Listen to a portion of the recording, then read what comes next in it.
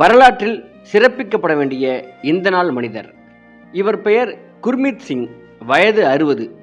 இவர் பீகார் மாநிலம் பாட்னா நகரத்தில் சொந்தமான ஒரு துணிக்கடை வச்சு வாழ்க்கையை ஓட்டுகிற ஒரு சாதாரண இந்திய குடிமகன்.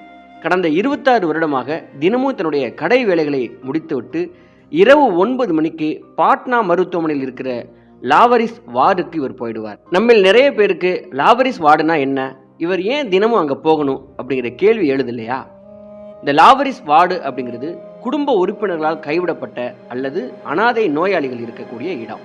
தினமும் இரவு அந்த நோயாளிகளுக்கு இரவு சாப்பாடு வாங்கி அதை அன்போடு கொடுத்து அவங்க சாப்பிட்ற வரைக்கும் ஆதரவாக இருந்துட்டு வருவார்.